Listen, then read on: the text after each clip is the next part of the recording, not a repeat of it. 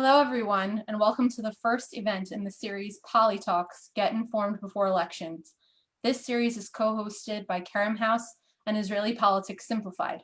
Kerem is a community-focused organization based in Tel Aviv. Since the beginning of COVID, they have focused on organizing outdoor and virtual events aimed at empowering and engaging Olim and young professionals in the city. Israeli Politics Simplified is a Facebook page dedicated to bringing Anglos in Israel unbiased, easy to understand information about Israeli politics and the upcoming election. I'm Meira Lerner, creator of the Israeli Politics Simplified page, and I will be your host for this and upcoming events in this series. It's very easy to get confused and overwhelmed by the information overload that we see from the campaigns leading up to elections. We know that you, the voters, care about the issues and want to gain a better understanding of the political and election system and what the parties plan to do to meet your needs in the next government. This election is a truly important one, and our goal is to help you feel prepared and knowledgeable when you step into the voting booth next month. To kick off the series, we are pleased to welcome former MK Rabbi Dov Lipman. Rabbi Lipman was elected to Knesset as part of Yesh Atid party in 2013 and served until 2015. While no longer affiliated with any political party, as he currently serves as the Secretary General of the Confederation of United Zionists, as a political commentator for ILTV and I-24 News, and as a columnist for the Jerusalem Post and Times of Israel. Rabbi Lipman will be guiding us through some of this election's biggest issues, how to read between the lines of campaign ads and party platforms, explaining what MKs and parties actually have the power to do, and much more. With that, it is my privilege to welcome Rabbi Lipman. Thank you for joining us. Thank you, Meira. It's great to be with you. So to start off, for those who don't know you, can you please tell us a little bit more about you, what brought you to Israel and into politics? Absolutely. My wife and I made Aliyah in 2004 with our 4 children. We were motivated by a desire to raise our children in a Jewish state. And looking back now, 16 years later, definitely the best decision we ever made in our lives. I'm an educator by background, but was drawn into community activism because of tensions between Jews in the city of Beit Shemesh, where we live. That ultimately led me to running for the Knesset with the Yesh Atid party in 2013. And I was elected on January 2013 to the 19th Knesset and had the incredible privilege of serving Israel, serving the English-speaking community, and being empowered to do a tremendous amount over the 2 years that I was able to serve in that 19th Knesset.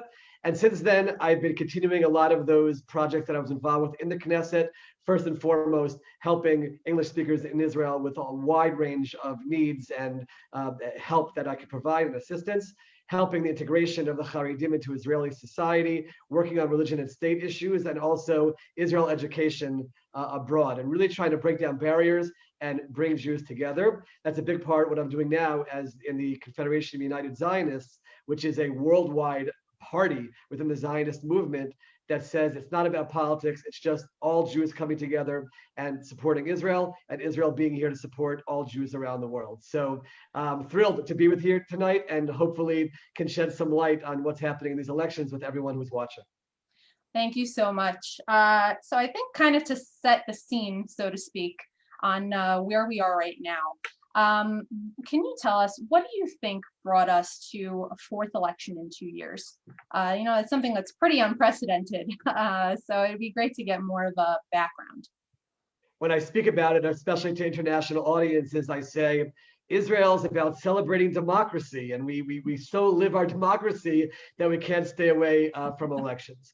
But just to explain to people who are watching, because it is very confusing, we are not dealing with cycles of election campaigns that are dealing with any specific issues. In the past, in Israel's history, it was left-wing versus right-wing on security issues, or it was more conservative or more liberal or more capitalist versus socialist on economic issues. That's not what has been on the table for these past 4 election cycles, but rather it's very much yes Netanyahu or no Netanyahu.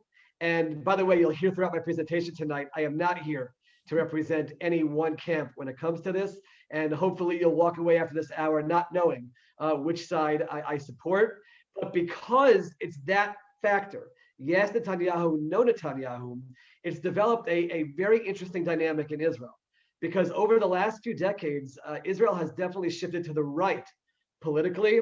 That's because of all the many attempts that we have made to reach an agreement with the Palestinians. You go to Oslo in the 1990s, Camp David in 2000, the disengagement in 2005.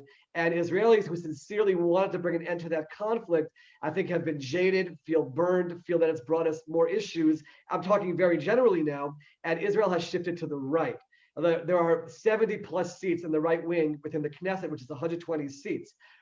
But so you would ask yourself, so why can't we form a government then if that's where the majority of Israel is? And that's because even though there are people who might identify in the right wing, they're still in the anti-Netanyahu camp. And it's literally right down the middle. Yes, Netanyahu, no Netanyahu, to the point, just to explain to everyone who's watching, in order to have a government that lasts and doesn't bring us to another election, after the election's over, all we have are 120 members of Knesset. That's what happens after election night. They're sworn in 2 weeks after the election.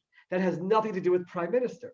At that point, there's a process which we can explain where someone needs to be able to form a majority government. And we've not been able to find any stability at 61, which is that magic number, because of this divide pretty much right down the middle of yes, Netanyahu or no Netanyahu. Do you think that after this election, and assuming there is a coalition formed, do you think that there's a way that we can move away from single-focused issues like yes Netanyahu, no Netanyahu, and focus more on really core values? This is a big discussion that's going on. You certainly have parties that are trying to bring that to the fore. Look at just the three candidates that are going against Netanyahu. If I could speak about them for a moment, the number one on the list right now, and I'm not saying that because I was part of that party. I left Yesh Atid 3 years ago. I'm just going in order of where they're polling. Yesh Atid at the moment is polling somewhere around 17 to 19 seats, led by Yair Lapid. He's a candidate for prime minister.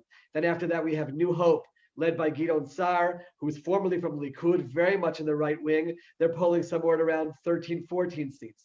And then you have Yamina, led by Naftali Bennett, who also had very solidly in the right wing, polling somewhere around 10 to 12 seats. All three of them, on the one hand, are talking about no Netanyahu, but they're also very much trying to stress certain values which they feel are important. The values that you're going to hear about are terminologies like a sane government, protecting democracy, decisions that are made out of what's best for Israel. Those are the things that you'll hear, healing the wounds in Israeli society, because we've certainly been ripping ourselves apart over the last few years. These are the terminologies that you'll hear about. Just as an example, Naftali Bennett, who certainly is very right-wing in his politics, he can't be prime minister if he runs on all the ideologies he's been talking about the last few years. And what he actually says is, we'll put aside some of the right-wing ideology, and let's just try to work on the health issues, the economic issues, and healing the wounds in Israeli society, because he knows that he needs to focus on those if he's going to be able to put together a coalition. And the truth is, the other two parties are saying that as well. What does the pro-Netanyahu camp say in response? They say, all we know is that Israel overall is thriving. Security-wise, we've been pretty safe. We haven't had wars. There's very little terrorism. Look at the diplomacy with the Abraham Accords. And economically, we've been thriving. Yes, we're dealing with Corona, but that the whole world is dealing with. And therefore, they view Netanyahu as the one person who can keep Israel going in the right direction. So on a certain level, the two camps are almost not even talking to each other. It's not really a debate about the specific issues. In other words, all the values and the issues which the one camp is raising are not being addressed by the other one. And that's why I said it seems to really boil down to the yes Netanyahu, no Netanyahu. If you ask me, can we move past that issue? As long as we have this issue on the table, where we have a solid camp saying Netanyahu is the only leader who can lead Israel, and a whole other camp, which is basically the same size, that's saying the root of our problems is Netanyahu as prime minister, that's going to continue, sadly. That's going to continue to be the conversation as we move forward. I mean, I think it's interesting because I see a lot of campaign ads and statements, and a lot of them across the board, on the right, center, left. A lot of them really are very singularly focused on Netanyahu and who he is and the kind of government that he wants to be putting together and what the parties that are opposing him are trying to put together. A lot of voters, myself included, feel that having a campaign solely focused on one man just really isn't enough, especially in an election where we're really talking about a serious crisis that we're in the middle of that's bringing a lot of issues with it. Do you think that the parties in general are offering enough in terms of concrete ideas and plans? And what can we do to demand more from them than just focusing on Netanyahu? If you look carefully, you will see that most of the parties are certainly putting forth platforms, talking about how they want to address the various issues. Everyone should for sure demand, and I think that many are learning to do this, that information be put out in English. This has been a big focus of mine, that we need material that is helpful to our community as well. You've always had materials put out in Russian and dealing with that community. I think that's important. But we are a very sizable community, and it's difficult for people to sort through all of the Hebrew and certainly materials. And I praise every campaign that puts out materials in English. Just this past week alone, and I've been thrilled about this, and I posted on my Facebook page, we have had English events online by Yesh Atid, by Likud, by New Hope.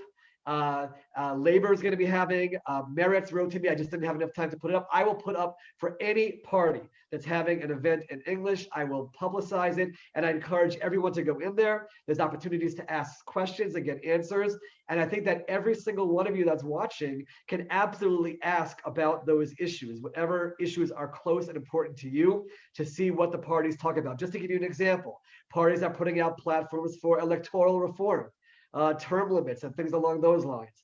Parties are putting out platforms for religion and state. How do they find the balance between Jewish and democratic Israel? Parties are putting out platforms for the environment and issues of climate change. These are all very important, and most of them are actually shying away from the security issues. You'll notice people aren't talking so much about the Palestinian issue because that's very much removed from the table right now in the minds of Israelis. But I do want to tell everyone who's watching, we've done extensive exit polling to see what are people voting, just broader Israel. I'm not talking about our community. And number one, by far, number one is security. When it's all said and done, after all the issues that we talked about, security is what people really are thinking about when they go into that polling place. After that is economy, and religion and state is a far third. But there's no doubt that we can be demanding and asking for more information from the party leaders and the representatives to understand what their platform is about whatever issue is important to us. Mm-hmm. Since you mentioned, English material, I do actually want to bring up an issue that I know you've spoken quite a bit about, and that's the need for Anglo representation in Knesset. A lot of people have been pointing out the fact that there really aren't any Anglos in realistic spots on party lists, really, other than I believe Jeremy Sultan, who's number 16 on the Yamina list. He's the only one that really seems to be in a potentially realistic spot to actually get into Knesset. And I know that you have written a lot about why that's a problem. Why do you feel that that's so important to have Anglo representation? Sure. The number one factor is something which I learned as soon as I was elected. I found out on election night that I was the first American board member of Knesset in 30 years. And over the next few weeks was inundated with emails and messages from English speakers in Israel, whether they voted for our party or not, who felt that they now had their congressman or their member of parliament in the Knesset. And my staff and I, we really embraced that and took that on as a major focus of our office. And it continued throughout the 19th Knesset. We even had office hours, Sunday mornings, where we opened up our doors and people made appointments and we sat with them, because people have real needs and they don't know how to address the bureaucracy, how to get to the ministries. And this is from a wide range of issues, from very personal and individual to community related issues. And we really were able to be a hub of activity for that. In this past Knesset, there's no doubt that member of Knesset Michal Cutler won. She took on that role with her staff, and I really did it wonderfully. And she has not been put on a list for this Knesset, which is unfortunate for our population. So first and foremost, it's for that. It's just to have someone who Anglos can turn to. It's easier to sit with someone who speaks English. It's easier for someone who understands the challenges they're going through, and also an office which says we're dedicated to helping English speakers, whether they voted for our party or not. That's one reason why I feel it's important. There's a second reason why I feel it's important. And that is, when I started speaking in the Knesset, I was so nervous that the other members of Knesset wouldn't accept me. I'm not a native Israeli. I haven't been here for years. I didn't serve in the army because I came too old to be able to do that. I'm not part of all that camaraderie. And I thought that they wouldn't respect me. And it was just the opposite. They would say to me, oh my goodness, you chose to move to Israel from an English-speaking Western country. We all want to go there, and you came here. And they would say over and over again that I spoke with a freshness and an excitement about Zionism and what Israel can be, that we're not jaded from decades of challenges that people have experienced here. And we really bring a beautiful, fresh message to that. So that's also why it's important. And finally, it's important because of Israel-diaspora relations. No matter what, Israelis can be taught as much as possible about diaspora Jewry. If you haven't lived there, if you haven't experienced it yourself as part of your upbringing, you really don't understand what that is. And I do believe, as Israel says in its Declaration of Independence, that Israel has a responsibility towards diaspora Jewry, and we need members of Knesset who really get it, who really understand it. And that's another factor why that is important to have that representation. I would want to ask you to expand a little bit more, because while I completely understand and appreciate the need for having an Anglo on a party list, a lot of Anglos feel that their issues and their needs aren't really one size fits all, and that at the end of the day, the most important thing is party values. And that they're not necessarily going to vote for the party that has the Anglo on the list. Do you think that it really makes a difference to have an Anglo on the list in a realistic position, or does it matter more to have a party that reflects the values of what Anglos might want? So first of all, I agree wholeheartedly. That's why I don't believe there should be an Anglo party, for example. We should vote wherever we are on the spectrum. And I can tell you right now that people I'm in touch with, we have English speakers in Israel who are going to vote for the religious Zionist party, and there are those who are going to vote for Merit. And I think that's wonderful that people have their values and they have a party to vote for. I think that's very important. So I do not believe we should have a party. That's not what this is all about. I do believe that you should vote for the party that represents what you stand for, the leader of that party who you want to see in a position of influence. But if you're within a range of, trying to decide between one or two or three, I would have said that if there was an English speaker in a spot which is getting into the Knesset, that should be a factor. I don't see at the moment any of the parties that have really made that statement. And the reason why I feel that that's a shame is because in the top 10 of every single party, there was definitely a space for someone who could fill that. But there's no one in the top 10 who needed to be there that they couldn't have put their English-speaking representative in a higher spot. That's why I found it very disappointing to see the spots that they were all put, sort of like a token, yeah, we'll have them there, but not seeing it as something which is important. So I agree with you. Vote for the party which you identify with overall. But if you're deciding between one or two, and you're not sure which way to go, had there been an English speaker who could represent all the things that I talked about before and really serve the English-speaking population in Israel, that for me would tip the scale in favor of that party over another one. Thanks. For those who are just joining us, This is the first event in a series of events co-hosted by Kerem and Israeli Politics Simplified. The series is called Poli-Talks, Get Informed Before Elections. We are in the middle of a discussion with Rabbi Dov Lipman going over some of the issues that are most important for this election and the power that MKs have in making a difference in our lives. With that, Rabbi Lipman, I would like to kind of delve a little bit more into this election in particular. What do you feel should be the most important issues for voters and parties to really be focusing on right now? So essentially, there are, let's remember that we're talking about coalitions. That's first and foremost. And everyone should be, when they're voting, at least give some thought to what government do they want to see. I'm going to be very open with everyone.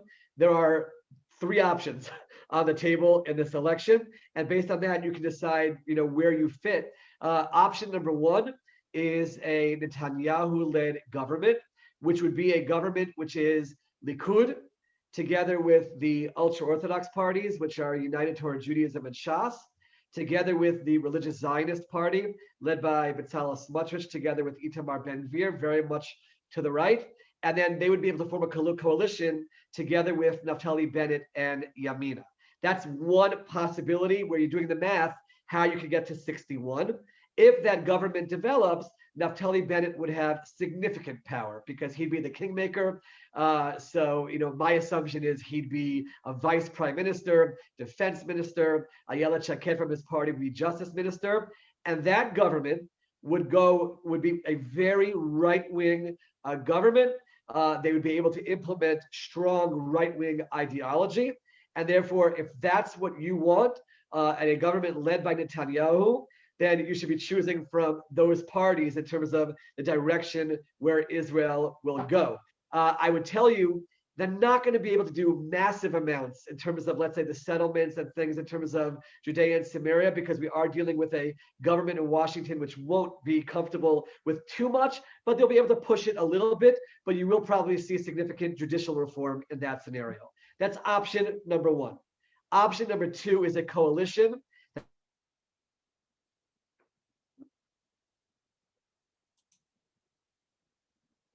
Yair Lapid, New Hope with Gideon Sar.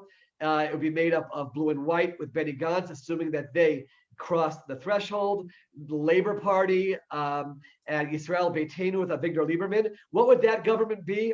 It's a government made of parties that are kind of all over the place, but their guiding light would be healing the wounds in Israeli society, number one, creating a scenario where Netanyahu is no longer prime minister, number two, trying to just really manage the corona situation, economics and health, and sort of get Israel back on what they would say, getting Israel back on track.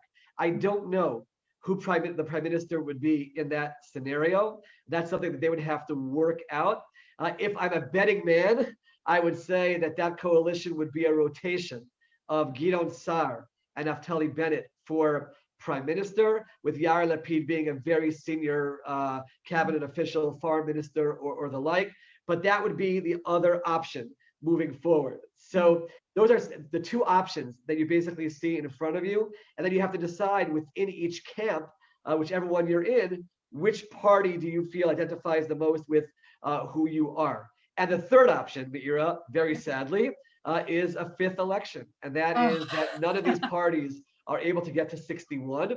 That is definitely a possibility. It's definitely not off the table, in which case we'll be continuing with this interim government and talking with each other again before a fifth election. I'm going to hope that we don't get there personally.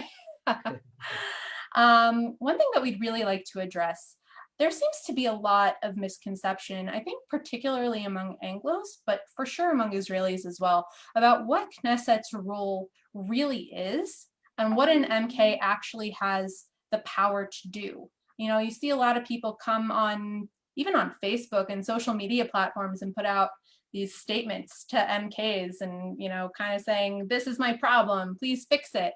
Can you expand a little bit on what exactly is the difference between Knesset's power and MK's power, and very importantly, the municipality's power? Absolutely, great question. I was shocked when I got into Knesset and realized how powerless I was. You go in with an agenda, you have so much you want to accomplish, you want to change the world. And first of all, you realize you're either in the coalition or you're in the opposition.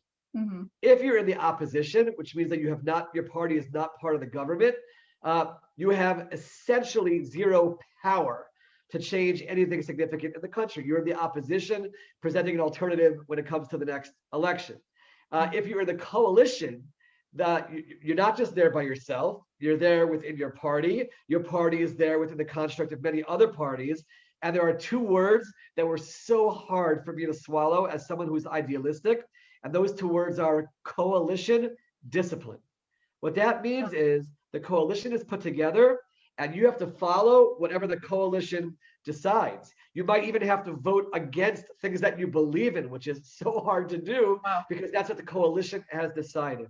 And you very quickly learn to celebrate your successes and to just ignore the fact that you fail on other fronts. So what can you do?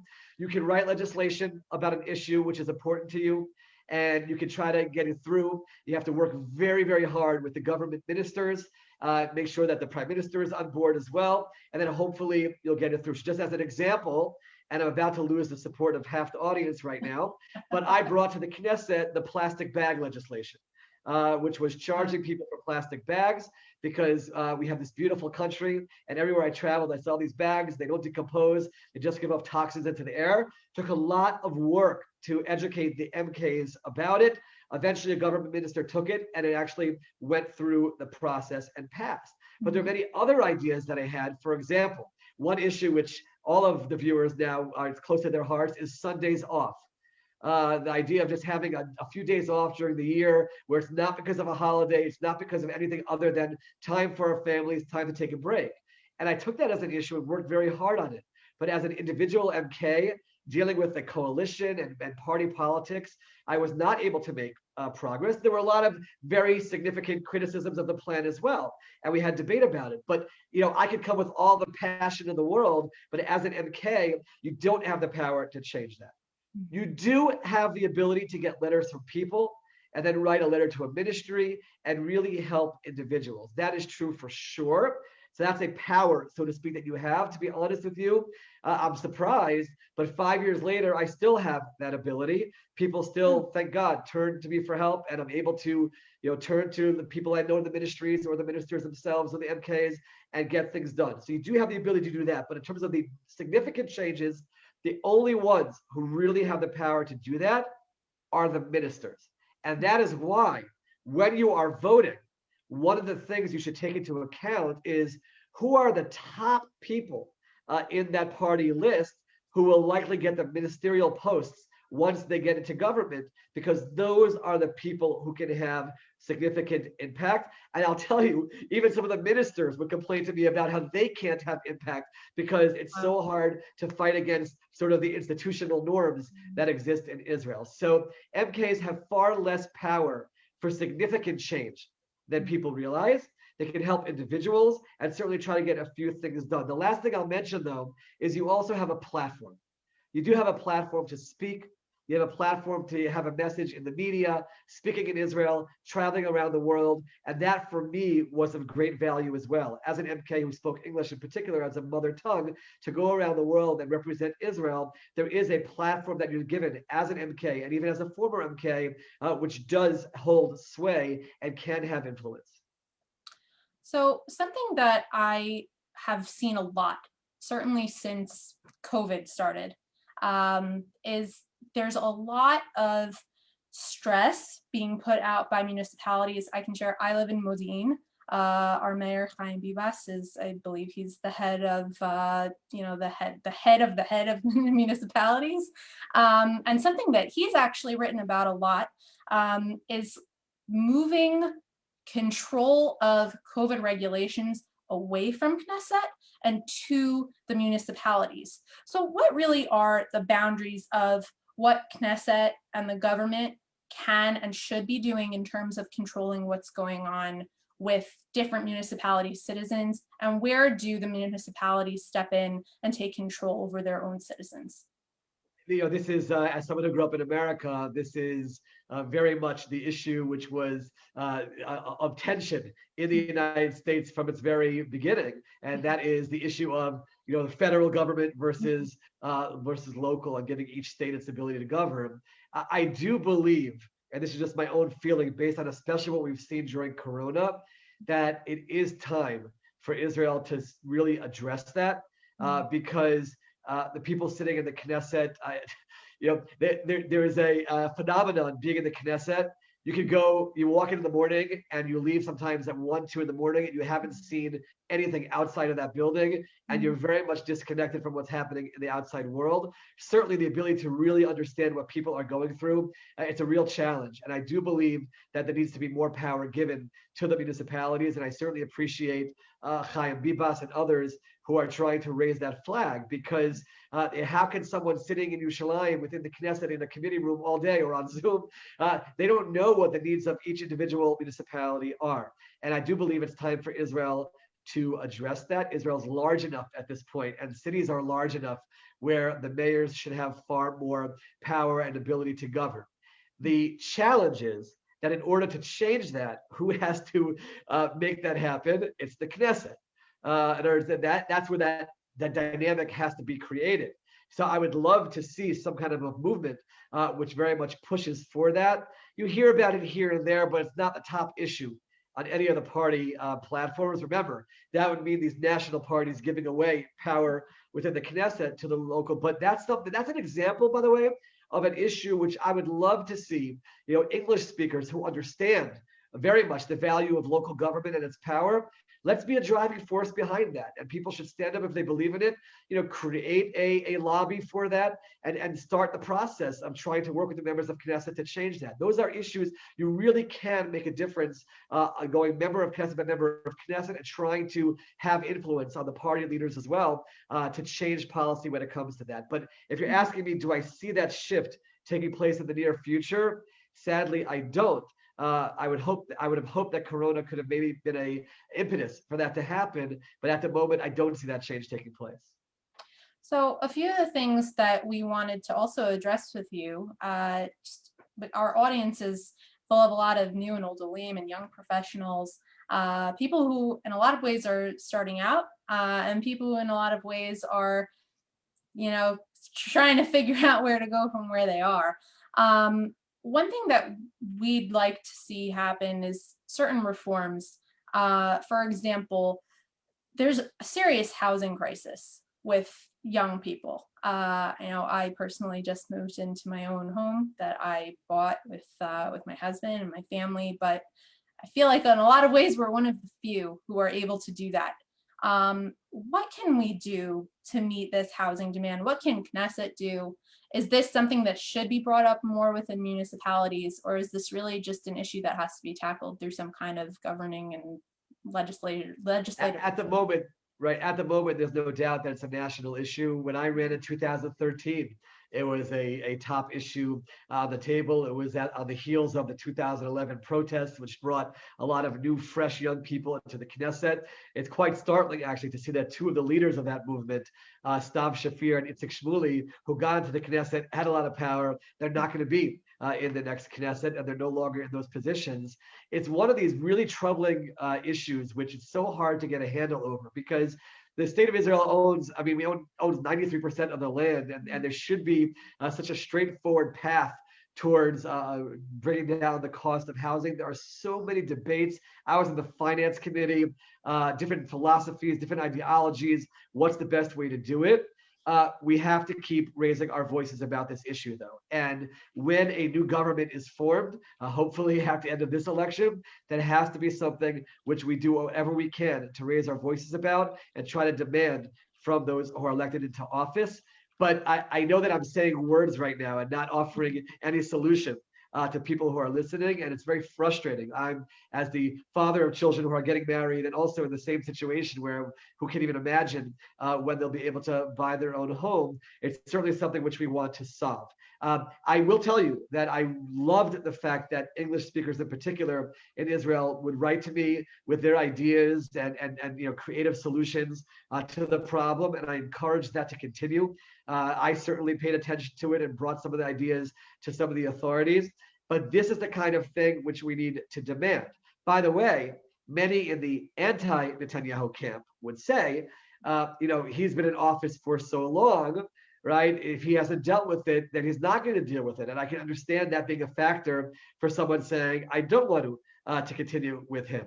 Others would say, well, maybe, we can push him this time and maybe something can change on that front. So it's definitely a major, major issue. And Meira, I'm going to say, I'm sad that that's not what these elections are about. And we need to get back to a point where it's hearing their plans, hearing their ideas. I want to tell you, whenever there's an American election, and I'm not going to talk at all about internal American politics, but when I sit back and watch the debates, and I see, especially when the debates are run properly, that they're forced to answer questions about real issues, how I would love to see that happen in Israel. And candidates. Bennett actually called Bibi out recently and said that he'd like to debate him, and I'm pretty sure that Bibi rejected that idea outright. That's correct. Should that be pressed further?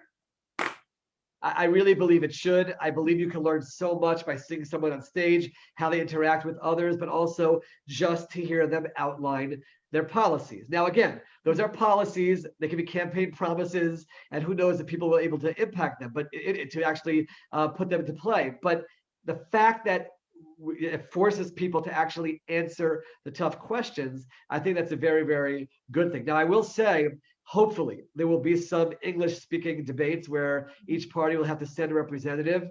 I know that I'm hopefully involved in putting one of those together, and that might actually help people hear from the different parties and get a sense for what it stands for. But like you said, what you're thinking about right now is, economics, education, healthcare, all the things that we care about. People have young families and their futures. And sadly, at the moment, we're all caught up in the yes Netanyahu or no Netanyahu instead of drilling it down to the issues that really matter. Yeah, I have to say I agree with you on that. I do wish that we were focusing more on the issues. But pivoting a little bit into the campaigns themselves. During campaigns, parties put out all these nice ads and lists of things that they plan to do. For example, a lot of them are slogans. I saw the other day, New Hope put out an ad where there was a picture on top of, Bibi and Ben Gvir and Abbas, I think. And it said Mshara Bishvilo, or a government for him, and on the bottom was Sar and Bennett and Lapid, and said a government for you. There's also an ad that I believe we could put out with, one side of the picture was all the different party heads, and it said a lot of politicians, and under Bibi it said one leader. And in addition to that, parties put out these very nice graphic of, lists of things that they plan to do and campaign promises and party platforms. And we feel it's really important for voters to learn how to read these ads and kind of read between the lines. Can you provide any insight on what we should be looking at, what types of ads and platforms should be taken at face value, and what we should really be expecting parties to follow through on in the promises that they're making during the campaigns? The number one thing that I would say is to try to get a sense for the track record of the party leaders. I think that's very important. There is nobody running now who's brand new. They've all been around for at least 1-2 Knesset, and certainly some a lot more. And to really try to study what have they done and what have they accomplished, because that will give you a real sense for whether or not you can trust what they're saying or not. Is it just an empty slogan, or is there something real behind it? So that's the first thing I would say, is sort of don't get lost in the fancy advertisements. Every one of them has, it's people are going to laugh right now, but pretty much every party has American political strategists and advertising experts that are working for them, trying to appeal to sort of the superficial level. And I would say, don't get bought into that. Don't get dragged into the images, which, they're all going to scare you about what the other one looks like. Don't get caught up in that. Really try to analyze, look at what they've done, and decide based on that who you feel you can put your trust behind. Because certainly in every single party right now, I can go from the right all the way to the left. All of the party heads have been in government before. You can look back and see. You can literally get a sense for what laws have they passed, what policies have they enacted, when they were ministers, what did they accomplish, did they not accomplish, and really make an assessment based on that. And I think that that's the most important basis to think about when coming to the decision. The ads are cute, they're fun. Some of them are going to be funny. You'll see all of them in different, but really get entertained by those, but don't let them be the basis of your vote. That's for sure. Mm-hmm. We would really like to continue this pre-election event series with talks from various party reps. Now that we're talking about, what have they done in the past? What are they saying that they're planning on doing? When we have these hopefully continuing events, could you talk us through some of the things that we should be asking these reps, or question that you think are most important to get answers to in order to get voters a better understanding of the different parties and what they plan to do if they get elected? Absolutely. The number one question that should be asked, in my opinion, is what has your party or your party leader accomplished? What have they done over the last few years? Because that can really give you a sense for who they are, what they can get done. Do they keep their promises or not? That's number one. Number two, to ask, let's strip away the slogans and explain to me, how do you expect to accomplish A, B, and C? In other words, you're telling us that this is what you're going to accomplish. I don't want to hear the slogans. I want to hear the how, because it's so easy to just come out with statements and to understand, do they really have a plan behind it? And along with that question, I would also ask the question of where will the budgets come from? Because Israel, one of the things that I learned on the finance committee is that Israel's budget is really, really tight. We spend more money on defense than any other country in the world in terms of the percentage of the budget. And we all understand why that has to be the case. And that means that there's not a lot of money available. So when someone is out there telling you, we're going to get this done, this done, this done, give you this, that, the other, to ask them to explain where will the funding come from. And if they say, we'll figure that out when we get into office, and they have no answer, I believe that's very eye-opening, that it hasn't really been thought through, and it really is just a campaign slogan. So I do feel that when you have those sessions, to sort of get away from the yes, Bibi, no Bibi discussion, we know what they believe about that. But now let's talk about what will you accomplish once you have our vote and you get into a position of power, and to ask on a detailed level and not allow the slogans. And one other thing I'll say is, if they don't have good answers, you could say, come back to us with an answer. It's very possible that a question will be asked that they don't know the answer, and that's okay. I don't mind somebody saying, I'm not sure, let me look into it, but then demand that they come back and somehow share some kind of an answer with the audience. But to not hold back at all in terms of asking those questions. I can tell you, going back to 2013 for a moment, and the Yesh Atid campaign that I was part of, I was so comfortable in that campaign because at that time, we were running on 5 basic flag issues. We had plans in place for them, and I was able to get up in every single event and talk so openly about it. In fact, Naftali Bennett even told me, because I debated against him in 2013, and he said to me, he leaned over to me and he said, Dov, he said, if I wasn't the head of the Jewish Home Party, which he was leading at the time, he said, if I wasn't the head of that party, you convinced me to vote for your party. Just because, wow. And that was simply because I was presenting real things with real plans. And therefore, let's demand that from all the parties, and then we can really make a proper assessment as to who we want to vote for. That's great. We're actually going to open this up to a couple of audience questions that we've received while we were talking. I have one from David Weiss from Carnation Marone.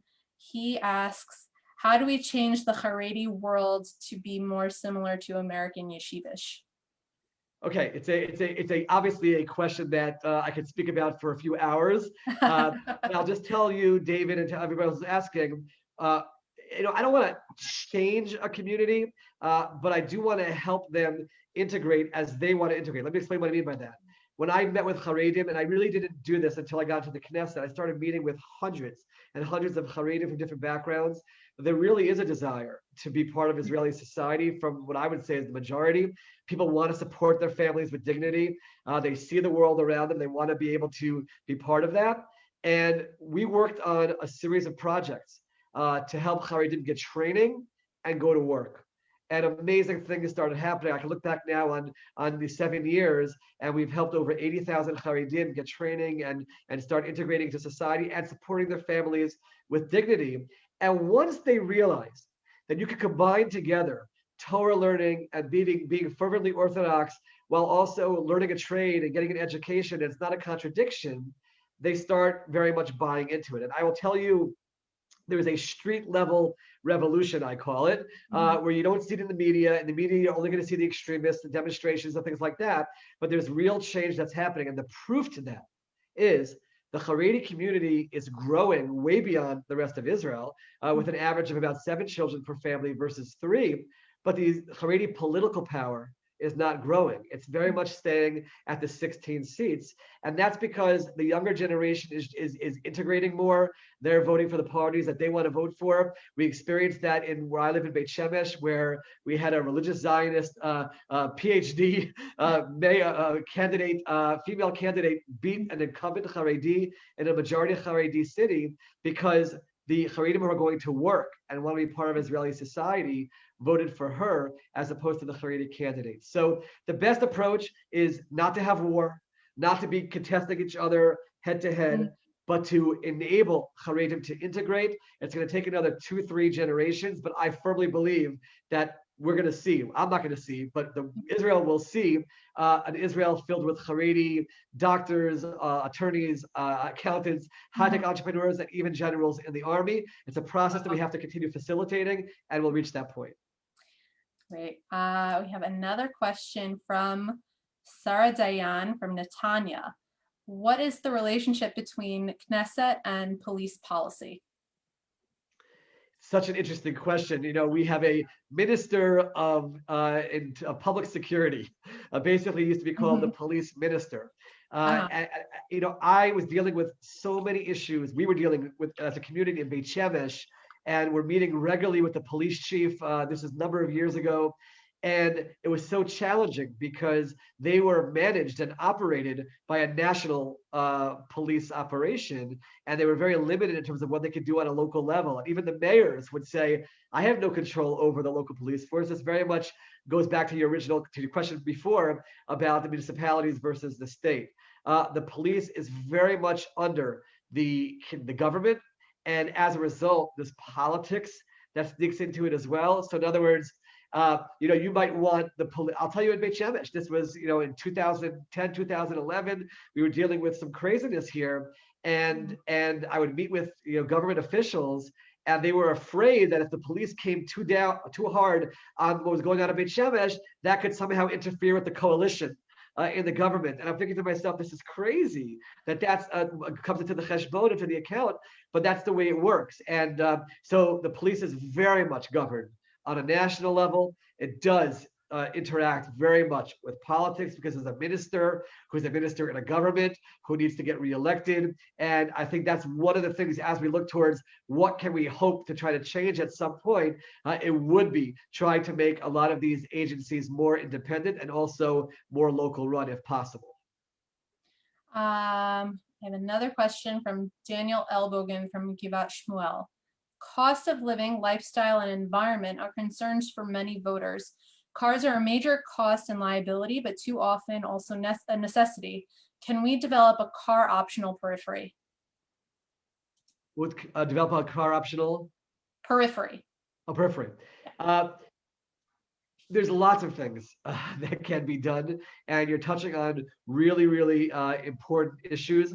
I know that I had the portfolio for the environment when I was in the Knesset and worked very much on issues related to the environment, related to renewable energies, related to trying to change the way things are done in Israel. You will see that there are parties that do deal with these issues in their platforms.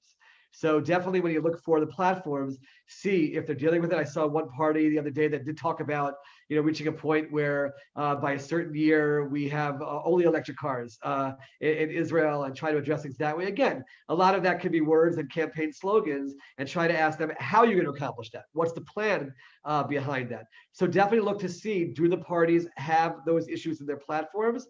Because yes, if you're asking me, can things be changed? They can, but it has to be changed in a government where the prime minister wants to change it and where the important ministers and the positions that relate to this want to make change in those areas. Great. I want to let everybody know who's only joined us recently. We're speaking with Rabbi Lipman about the upcoming elections and issues that are important to be focusing on to get better informed. I would like to invite anybody that has any questions to please send them in on the streaming link while we continue speaking.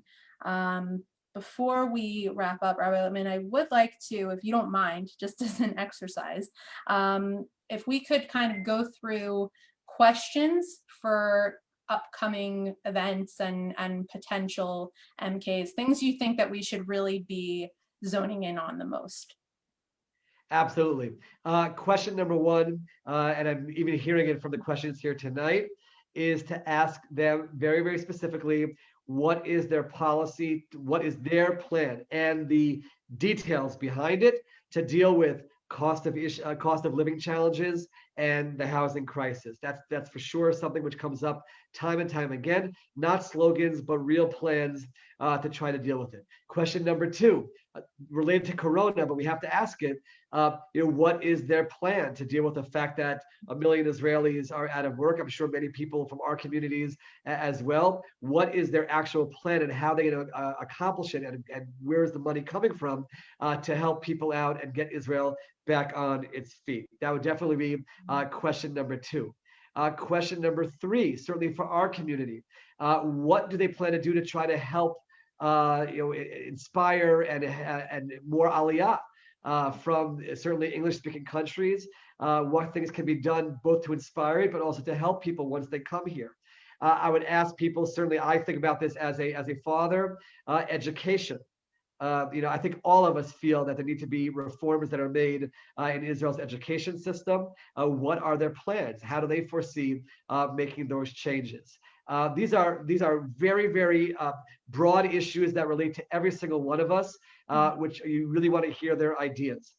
When it comes to the security issues, definitely to hear what are their thoughts, not necessarily about how to resolve the conflict with the Palestinians, because I don't think anybody sees a way forward on resolving it right now, but how do they see managing it? What is their plan? You might hear from right wing to left wing very different opinions, and that might speak to you one way or another. So these are the kinds of questions, but not in broad statements, but really asking them, the nitty gritty of the plans.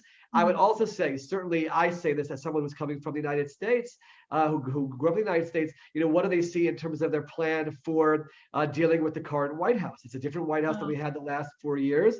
How are they going to go about dealing with that? Where do they see the relationship with the United States? And finally, diaspora Jewry as well. What do they see in terms of engaging diaspora Jewry? There are certainly a lot of concerns in the non-Orthodox streams throughout the diaspora about what things that are happening in Israel. How do they plan to deal with those? And not to let people go away with what we call just like saying nice sounding concepts, but to really drill down and ask those very specific questions. Because you did bring up the new White House. I for some reason, this has become a very big headline across a lot of media sites. The issue of Biden not having called Netanyahu yet since he took office. And not only that, but a lot of his appointments and pieces and people in his administration being, not as pro-Israel as one might like, or what the previous administration had been like. Do you think that's something that should be pushed in terms of America's relationship with Israel, and who can kind of smooth over any existing or potential tensions that there are? There's no doubt that when voting, I'm sure voters will be thinking about this issue. And by the way, some people will outright say, oh, Netanyahu is the best one to deal with it. Others will say, we actually need a non-Netanyahu to deal with it. So there'll be different opinions about it. I think very often we blow things up, and like you said, as headlines without really analyzing them. So for example, when I hear people more to the right complaining that President Biden hasn't called Netanyahu, I actually say, wait a minute, take a step back for a moment. Biden is not going to be what Trump was in terms of policies related to Israel. It's just not going to be that scenario. Maybe it's better. I'm talking to a right winger right now. Maybe it's better for him not to be jumping in and being so engaged with Israel, because his engagement with Israel might not be exactly what you want it to be. So there might actually be a little bit of tact there from the Biden administration saying, better for us to sort of stay away from Israel for the moment, because if we do engage, that's just going to create tension between the countries. So you have to step back and analyze sometimes. I'll go a step further. And I'm not in any way blaming Netanyahu for this at all, because I don't know what the pressures were like. But when he traveled to America during the elections there, he didn't do what was traditionally done, which is not only meeting with the president, but also with the candidate for president. He didn't reach out to Biden. So there's definitely some kind of tit for tat there as well. There are ramifications for the decisions that we make. But I will tell everyone, remember, despite all the fears and everything that's going on in America right now, within a Democratic administration and both houses of Congress, the United States Senate voted 97-3 to keep the embassy in Jerusalem. That's an amazing. So many people focused on the 3 that voted against it. 97 senators in a democratically controlled Senate voted to keep it there, and hopefully that makes us secure to realize that the relationship is strong. There is concern about Iran, and I should mention that, and that's a big question mark. Again, who is the best person to be the Prime Minister of Israel dealing with the Biden administration on Iran? Some will say, well, Netanyahu was always the best one dealing with Iran. I'll stay with him. Others will say that actually won't help Israel right now. We need a different face that might be able to finesse things better for Israel. So these are things to think about. And again, there's no right or wrong answer. I think everyone has to figure out what they're at peace with in terms of what they feel the answers are to these questions. I think we're going to wrap up. I'm not seeing any more questions here. I think that's a great note to end on. If I could make one last point just before we sign off. Sure. Certainly, if people have questions, they can write to me directly on Facebook. We can continue the conversation. But what I want everyone to do is to zoom out for a moment, because we've just spent an hour talking about a lot of the challenges and a lot of the struggles, and even sometimes barriers to making progress that a lot of us feel in Israel. And that can be very frustrating. But let's zoom out for a moment and remember what we're thinking about. We're thinking about a Jewish state in the 21st century in the land of Israel, and how to best govern that state. Our great grandparents would have given up so much for this to be the challenges that we're facing. So often we tend to focus on the negative and the challenges that we have, and it's human nature. But all I ask is that as we're doing that, let's just zoom out and remember the blessing that we have, that we get to be part of that process. And to always remember, pinch ourselves and realize what we're experiencing as prophecies come true around us with the reflourishing of Israel, the ingathering of the exiles, and the process that we're all part of. And also stand up and be heard. Very often we feel, we have a cultural barrier, a language barrier. What difference can I make? You can all make a difference, whether it's on the school board, the local municipality. Get involved in the party that you believe in. They all want volunteers, especially English speakers. Everybody can make a difference. And I encourage you to stand up, be heard, be part of that process. And then you can, towards the end of your life, look back and say, I was part of the story of the Jewish people returning to its homeland after 2,000 years. And that's an incredible thing. Rabbi Lipman, thank you so much for joining us. and talking us through some of this election's most important points. I really think that a lot of our viewers already have a much greater understanding of what's going on in the political landscape and what to expect of the upcoming election. So thank you so much for being with us. My pleasure. Thank you for having me, and thank you for the initiative. And thank you all for tuning in. Be sure to follow the Kerem House and Israeli Politics Simplified on Facebook to hear more about upcoming events in the Poli-Talks series. Thank you and good night.